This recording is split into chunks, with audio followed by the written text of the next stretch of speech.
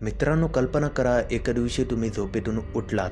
बाहेर येता पण कोणी तुम्हाला दिसतच नाही. म्हणजे जगात एकही माणूस उरलेला नाही. ना शहरात आवाज, ना हॉर्न, ना मोबाईलचे नोटिफिकेशन, काहीच नाही. फक्त बिल्डिंग आणि शॉप वगैरे दिसत आहेत, पण माणसं नाहीत. रस्त्यावर गाड्या तशाच उभ्या आहेत. सिग्नल लाल हिरवं होत आहे, पण कोणीच गाडी चालवत नाही. पक्षी छपरांवर बसलेत, कुत्रे मोकळेपणाने फिरत आहेत, पण मनुष्य नाही. अशा परिस्थितीत 100 वर्षानं पृथ्वीचं काय होईल जर आपण सगळे अचानक नाहीसे झालो तर? पहिला दिवस आपण नाहीसे झालो त्या क्षणी सर्वांत आधी काय होईल?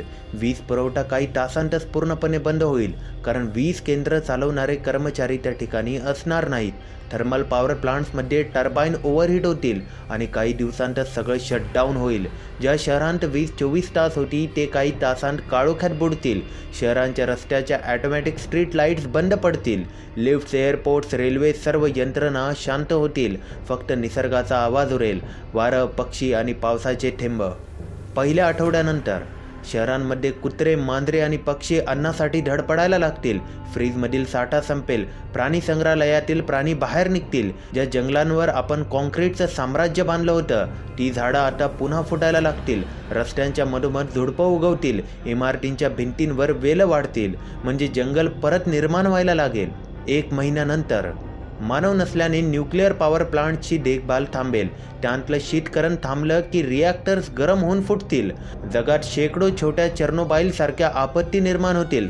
जवळपासच्या एरियांमध्ये वर्षानुवर्ष रेडिएशन पसरून जाईल, पण त्यानंतर निसर्ग तिथेही नवीन रूपाने फुलायला लागेल. शहरांतील धूर, वाहनं आणि कारखाने बंद झाल्यामुळे हवेचं प्रदूषण झपाट्याने कमी होईल.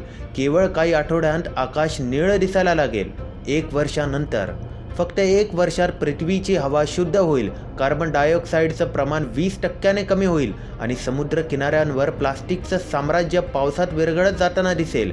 काही ठिकाणी बांधकामांमुळे रोखलेल्या नद्या नव्या मार्गाने वाहायला लागतील. तळं वाढतील, धरणं ओसाड होतील आणि मगरी, माशांसारखे प्राणी पुन्हा मुक्तपणे पाण्यात जगायला सुरू होतील. 10 वर्षांनंतर मानव नसल्याने इमारतींची देखभाल कोणी करायलाच राहणार नाही. रेन वॉटर पाईप्स गळतील, भिंतींना शेवाळ लागेल आणि काही वर्षांत लोखंड गंजून जाईल. काच फुटतात, सिमेंट ढासळतं आणि मोठ्या मोठ्या बिल्डिंग्स हळूहळू कोसळू लागतील. शहरांमध्ये झाडं एवढी वाढतील की रस्तेच दिसेनासे होतात. न्यूयॉर्कसारख्या शहरात सेंट्रल पार्क संपूर्ण वनात रूपांतरित होईल. त्यात हरणं, लांडगे, पक्षी मोकळेपणाने फिरायला लागेल. 50 वर्षांनी पृथ्वी जवळपास तशीच होईल जी हजारो वर्षांपूर्वी ती होती. पश्चिम देशांतून प्राणी पूर्वेकडे स्थलांतर करतील.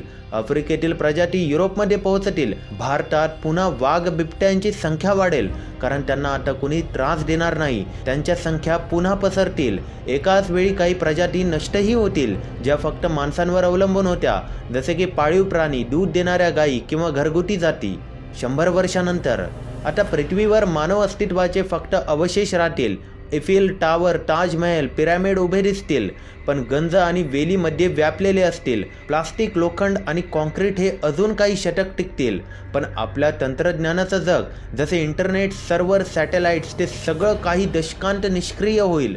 आकाशात फिरणारे सॅटेलाइट्स हळूहळू खाली पडतील. काही पृथ्वीच्या वातावरणात जळून जातील, कारण आता त्यांना कंट्रोल करायला कोणतीच कंपनी नाही आहे, जसे की नासा, इस्रो, स्पेसएक्स वगैरे. मानव गेल्यावर पृथ्वीचं तापमान हळूहळू स्थिर होतं. काहीशे वर्षांनी ओझोन लेअर परत तयार होतो आणि पृथ्वीवर पुन्हा संतुलन येईल. हे सगळं पाहता एक गोष्ट लक्षात येते, आपण नसतानाही पृथ्वी जगतेच, पण सोबत ती शांतपणे स्वतःला बरी पण करेल. मित्रांनो, आपल्याला वाटतं आपण पृथ्वीला वाचवत आहोत, पण खरं तर पृथ्वी आपल्या विना अधिक सुंदर आहे.